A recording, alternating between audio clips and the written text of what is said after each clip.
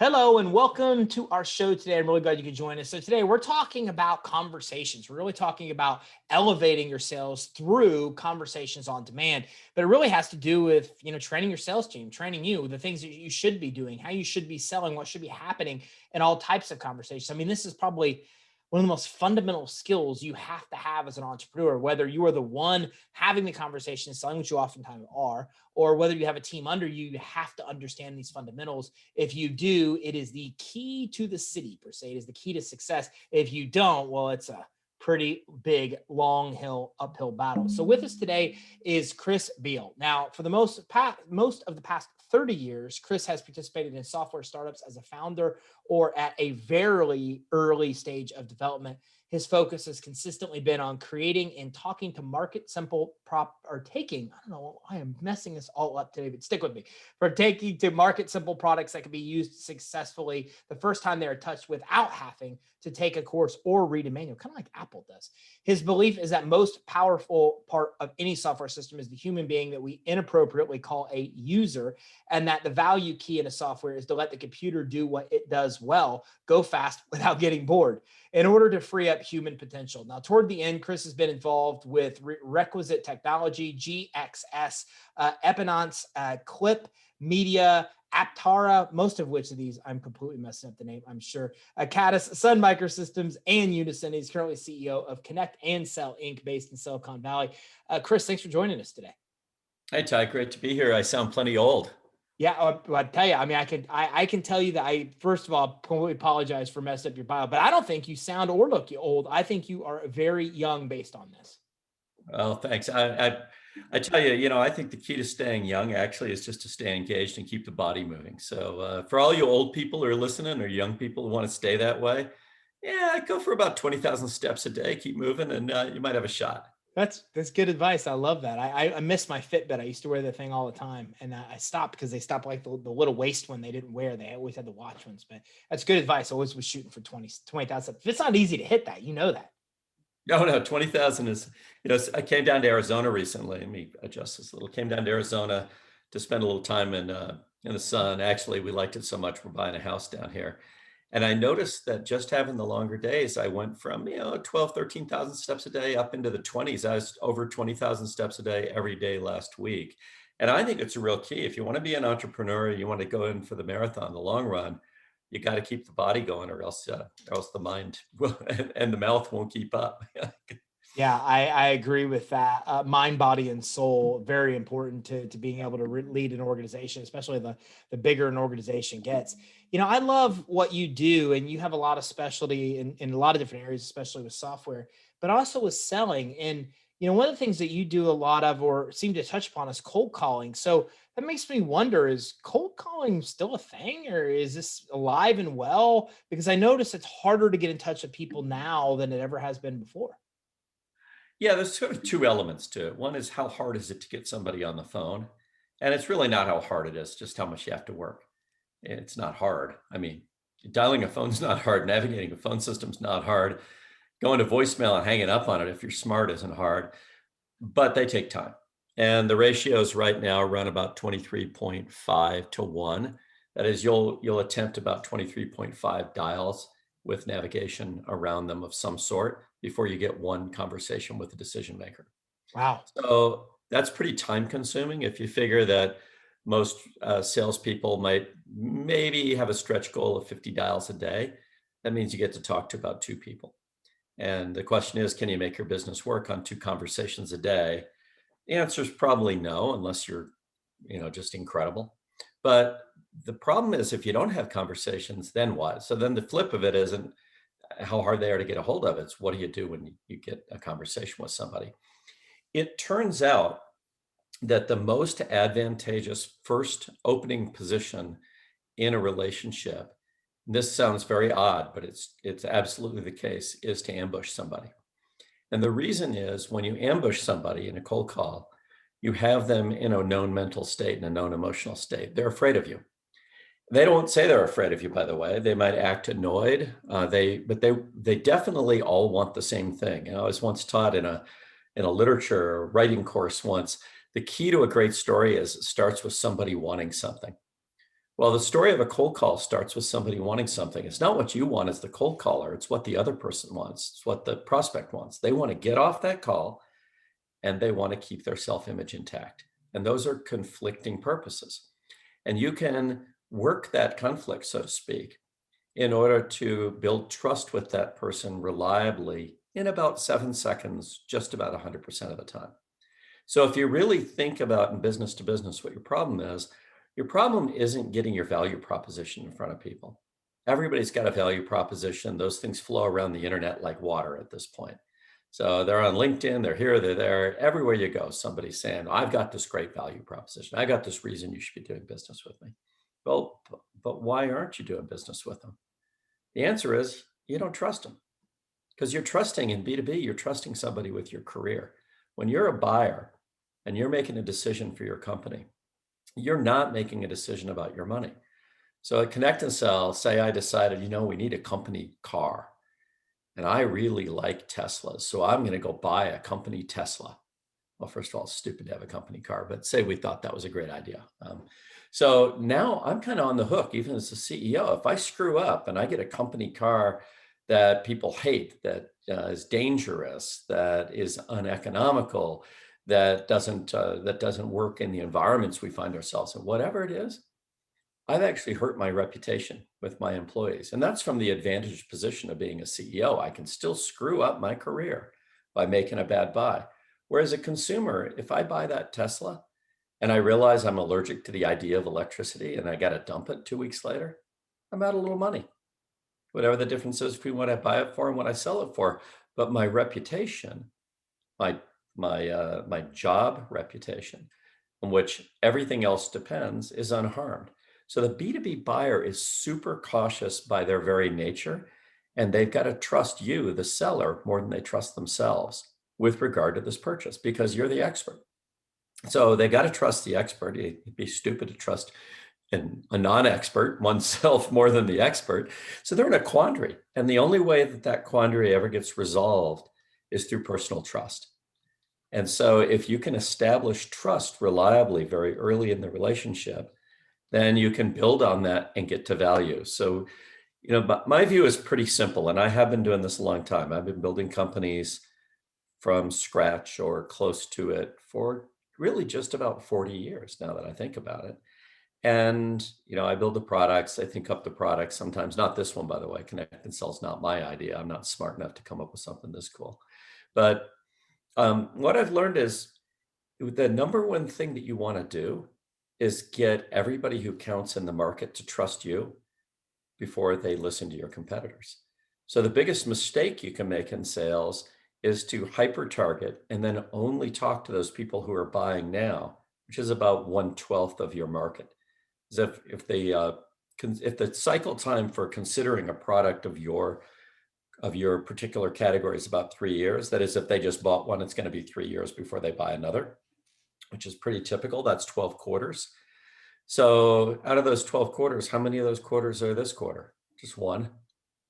So 1/12 of your market, of your perfect market, is in market right now. So if that's all you focus on, you leave 11/12 of your market to be taken by somebody else who's got a little bit more foresight and a little bit more patience. So if you don't want to be killed in the market and be a flameout, you actually need to talk to your whole market and have trust building conversations before your competitors talk to anybody.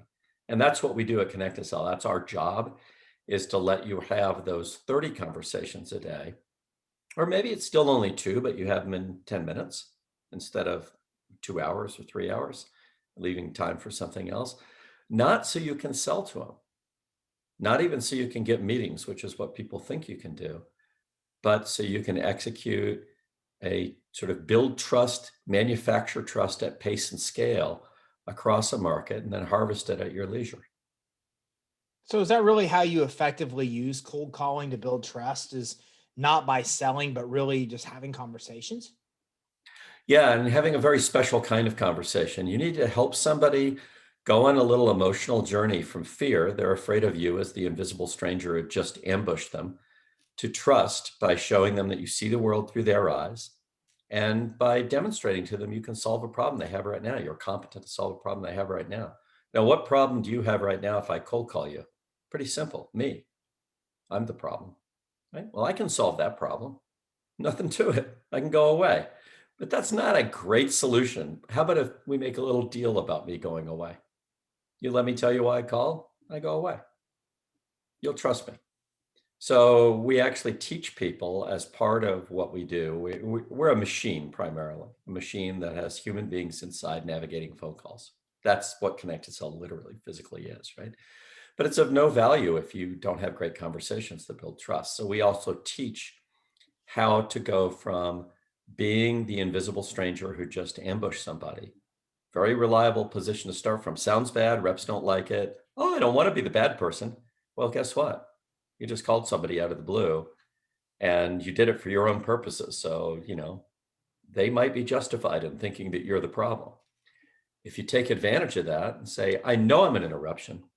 Can I have 27 seconds to tell you why I called? And you go from that hard, flat, throwing yourself under the bus voice, because they're throwing you under the bus already. So you might as well do it yourself before they can get it done. And then you flip over to a playful, curious voice that says, come along with me and we'll take care of this situation. Situation is I ambushed you. Let's take care of this. Come on, let's have some fun with it. And most people will stay on. They'll chuckle. Sure, go ahead. Give me 27. And then you have a chance to actually get them to be curious. And the way you do that is kind of subtle. And all the usual, hey, how are you? What's going on? How's it going? All that stuff doesn't work. And the reason it doesn't work is it's not consistent with what you just did, ambush somebody. Like, do you really ambush people to ask them how they are? That's not a value add to them, right? But it is value add to them to let them become curious about learning something. That is value add. 100% of the time you're adding value. But people need to be helped in being curious. They're not, you just ambushed them. They're not in a curious mood right there. So how do you get them from the mood they're in when you ambushed them, which is, oh man, I wish I hadn't answered that, to the mood you want them to be in. And frankly, they would want to be in if only they knew the value, what they're going to learn in a meeting with you. If they knew that, and you knew that they don't know it, right? You'd feel an obligation to kind of insist they take that meeting. It's going to be good. They're going to learn something. You're not going to force anything down their throat. They're going to learn something. And so if you have that belief, which is you have to have it in the potential value of the meeting that you're offering, then the conversation has a purpose, which is to help somebody get curious enough to make a commitment to attend a meeting. And cold calling not only is not dead, it is the only known mechanism for building trust at pace and scale. Email doesn't do it. I can send you 10,000 emails and you're not going to trust me as a result of that. And in a 7-second conversation, you will. So, Chris, how do you really go about creating the curiosity? Because I think we live in a world now where it's kind of like a lot of people think that you need to provide value and give something in order to ask for something in return. But in this case, we're going in cold and we're flat out asking them for something, which, let's admit, is the most important thing they have, which is their time. And so then they give us the time because we feel a little bit joking around, which makes sense. But then we've got to create curiosity to get them wanting more. So how do we get them from that mode of maybe being frustrated that we caught them and ambushed them to being to a point where they are really curious and they want to take a next step? Well, to get to a lot of curiosity, it's just like trust, right? To get to a lot of trust, you got to start with a little and then don't blow it. To get to a lot of curiosity, you have to start with a little and then amplify it, but only enough to get that curiosity to turn into that tiny amount of commitment it takes to agree to a meeting. Because that's the real product here, is the meeting. The universal product of B2B is a meeting. You have to start with the meeting before you can go on and talk about their problems, right? And the reason for that is they got to come to you. I'll go back to something you and I were talking about before we got on. I was raised out in the desert and we had 6 horses and 2 goats and God knows what else, 16 dogs at one point. And so I had to learn as a small child, how do you get a horse to let you put a bridle on it? Oh, horse is big, I'm little. Horse is fast, I'm slow. Horse can kick. I saw a hoof print once in the middle of my sister's chest that didn't look any too good and took quite a while to heal from. So I had that emblazoned in my head. I think I was probably 5 when I first saw that. And it's like, holy moly, how do you do that? Well, you get the horse curious. What do you get it curious about? You just hold your hands out like this and palms down. You have something in each hand. It's actually the same thing in each hand, a little carrot or a little sugar cube or whatever. And the horse has to make a choice. So it makes a choice, picks one hand or the other. Doesn't make any difference. You've got a curious horse, its head is down. Now you can gently make a move to get a bridle over its ears and get the bit in its mouth. So how do we do it with a human being? It's very similar. We want to start with a little bit of curiosity, and it's got to be about something universal. So human beings are universally curious about other human beings. There's a whole industry around it. There's paparazzi, there's People magazine. I mean, there are even people in the United States of America. I know you will find this hard to believe because you're from Indiana, but there are people in the United States of America who follow religiously the comings and goings of the British royal family, which has no impact whatsoever on their lives because they're curious. These people dress differently. They have an interesting history. They say funny things, and everybody else seems to be interested in them. So I'll be interested in them. So we can say something really simple that allows somebody's curiosity about who to blossom a little. And then we can also talk about something that's novel. And the most novel thing in the world is a discovery. So if we say something like this, hey, thanks, Ty. Ty, I believe we've discovered a breakthrough that completely eliminates, and then you say some bad thing you eliminate. That not you eliminate, actually the breakthrough does. A little hero in a hero's journey. So why would you say, I believe? It's actually kind of a surprising thing to say, said like that. Not, I believe it's going to snow today, but I believe like a missionary. I believe we've discovered a breakthrough. Now, we is ambiguous. Who's we? Well, you're curious. You don't know who we is, right? I didn't say, well, Ty, I'm with ConnectAndSell, the company that does X, Y, and Z for companies like A, B, and C in order to provide value, whatever. I didn't say all of that. I left all that out. I just said we. I believe we've discovered a breakthrough. We've discovered something. That's something to be curious about. Whereas we tell salespeople, tell them how great you are.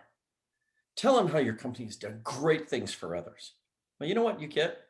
It's like, remember 3rd grade, 4th grade, when somebody would say, my daddy's stronger than your daddy on the playground. Remember that? Oh, yeah. What does the other kid say? No, he's not. Yes, he is. No, he's not. Pushing and punching maybe ensue, right? We want to avoid that conversation, which is buried inside everybody. It's called psychological reactance. If you say you're great, I'm going to push back. So how do you say you have something that's interesting without saying you're great? The word that works perfectly is discovered. People like people who are lucky. They don't like people who are great and who say they're great.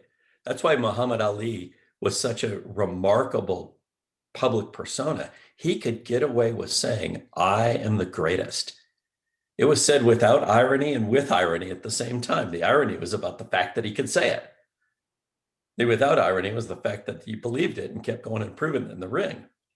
But the fact is, people didn't love him because he won the fights in the ring. They loved him because he'd bring out this very human question about, is it okay to say I'm the greatest?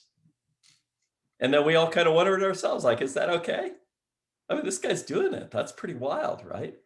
So we're not quite in that position, but we got to avoid saying we're the greatest at this point. We don't know anybody that well. We haven't won any fights. We haven't done anything, right? I believe we've discovered a breakthrough. Said just like that. And that breakthrough is a very interesting word. Everybody's looking for breakthroughs because everybody knows that incremental advances are nice, but breakthroughs create victories. So why wouldn't I want one? So now I have an ambiguous breakthrough, I have an ambiguous we, and I have a discovery. And then all I have to say is something about the breakthrough. Well, the breakthrough is a hero. It's going to go slay a dragon. Heroes go and slay dragons, right? And they bring back the gold. That's the other kind of story, right? Somebody wants something And that somebody is the hero, and the hero is going to go on this journey, and the journey is going to be a lot of bad things. And finally, they're going to slay the dragon or its equivalent, and they're going to come back, but they have to go through some crisis upon returning back to their home. That's kind of the hero's journey story.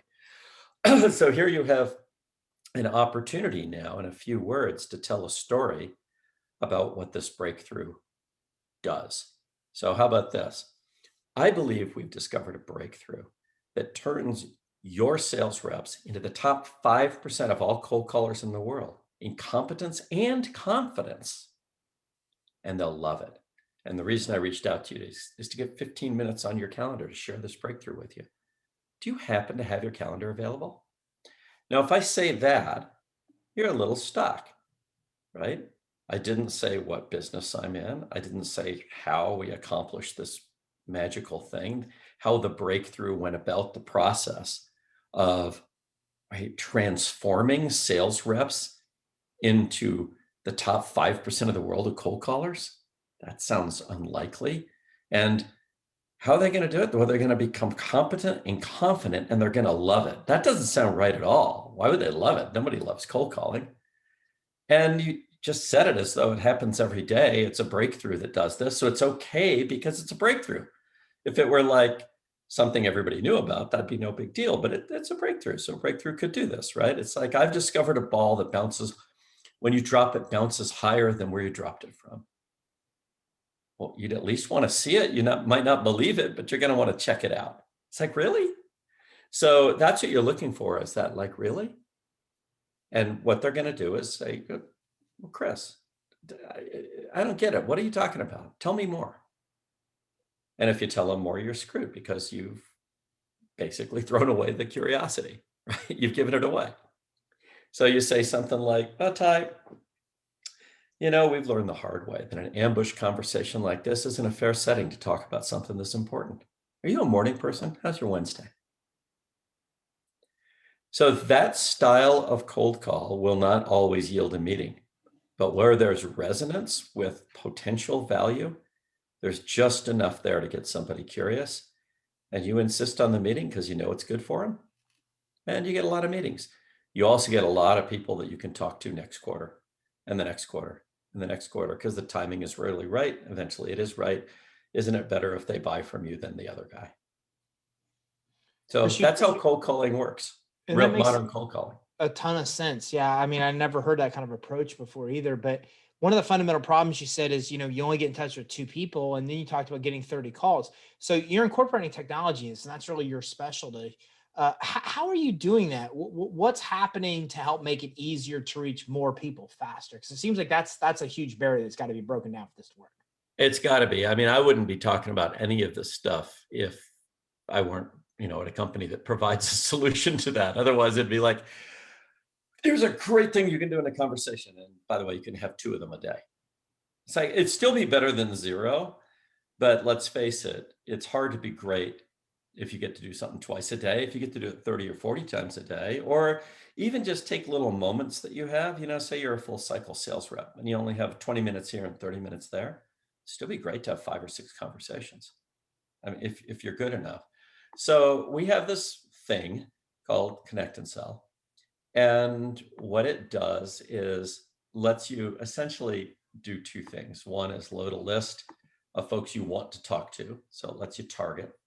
That's easy. Any sort of dialer could do that. But then it lets you push a button whenever you want to talk to somebody. And it goes to work in the background, dialing phone numbers. It has human beings who navigate phone systems for you, but never, ever, ever talk to your target. And you just sit back and relax, pet the dog, or work your email. That'd be a good idea. Go work your social, maybe listen to a podcast. But when a target, somebody on your list, answers the phone, the ConnectAndSell system, including the people in it who are making it go, so the person responsible for that dial, cause that conversation to pop into your ear.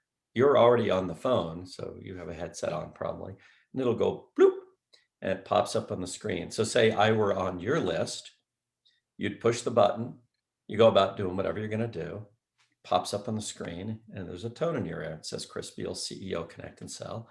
If we've spoken before, you'd have a little script. Hey, Chris, we talked back on January 26th. You said that you had to go out and watch the snowflakes fall and you didn't have time for conversation. Is now a better time? Or it could be a cold call and you're going to open with, you know, Ty here from, and then you're going to go on from there. Whatever it is, to me, the guy receiving the call, it's a perfectly normal phone call. For you, you just went from 1 hour of dialing and navigating phone systems to go to voicemail over and over to a few minutes of waiting. I'm looking, not sharing my screen, but I'm looking at my team right now, who of course use our product. So here's a guy, Steve Cooperman. Today, he's used our system for 3 hours, 14 minutes, and 24 seconds. He's a top of funnel kind of guy. During that time, he's had 30 conversations. He set 2 meetings. He's also set 15 follow-up conversations, future opportunities to talk to somebody not on their calendar. And when he's pushed the button asking for a conversation, he's waited for about 3 minutes and 54 seconds today on average. And when he's talked to somebody, it's had a 48-second conversation. Here's what he didn't do. He didn't dial the phone and navigate phone systems and talk to gatekeepers and hang up on voicemail 612 times. That'd be, I don't know, 2 full weeks, I think, of dialing for most reps. So that all happened in 3 hours and 14 minutes and 24 seconds. He's happy. I told you it makes him happy. He's also competent and confident. It's fantastic. I mean, it sounds, and it tracks everything. It tracks how many calls they're making, how many appointments. So is all that tracked in like one CRM type system? Yeah, it not only tracks it all, but it makes it happen. So it does it for you. You do nothing. You just hit the button. So Cooperman has talked to all those people today. Physically, the only work he's done is to click this button 30 times over a 3-hour period. So his fingers aren't worn to the bone. He's not like got bleeding stumps or something like that. He has got to keep himself ready to talk. So he's an expert at having conversations. And it's not just a top of funnel guy like that. I can look down into my full cycle sales reps. So here's a guy named John Jackson. And John today has only found 13 minutes to use Connect and Sell. 13 minutes. Now, John is a mature guy. So I'm 66. So, you know, he's got a decade or more on me. And he's had 3 conversations today with decision makers. And he hasn't set a meeting yet, but he had those 3 conversations. And those 47 dials would have cost him a whole day. So he didn't do them. They were done for him in 13 minutes. John T. McLaren, our Senior Vice President of Sales and Marketing, he's found somehow today 32 minutes and 30 seconds to use the system, had 3 conversations. John T's a bit of a head shooter. You know, he gets you in his sights, you're going to have a meeting. And sure enough, 3 meetings out of 3 conversations. He believes. You talk to John T, you're going to take the meeting. Huh. This is really interesting. And it's got me thinking too about all the time that our reps spend on the phone. For everybody that wants to learn more, where should they go? What action should they take to be able to learn more about effectively selling cold or selling, through conversations, and also as well as incorporating technology to do it more efficiently? Yeah, so they can go to connectandsell.com, connect and sell, all one word, and ask for it says for a demo. It's not a demo at all. What we do is a free intensive test drive. It's a full day of production for the whole team. So over at SADA Systems, Tony Safoyan on his podcast once said they made tens of millions of pipeline during the free test drive. So test drive is mind-blowing. It's fast, it's furious, it's fun, works great with remote teams. And that's really the way to learn more. Learn from experience. I can talk all day long, but my experience is my experience. Yours will be yours. And so we provide these free test drives. We'll do probably 750 of them this year. And that's the best way to kind of experience the technology, to experience the speed. It is 10x. It's not, I say it's like driving a Ferrari, but a Ferrari doesn't go 700 miles an hour. It'd be like if you had one that went 700 miles an hour. And we offer a thing called Flight School. It's 4 sessions of Blitz and Coach.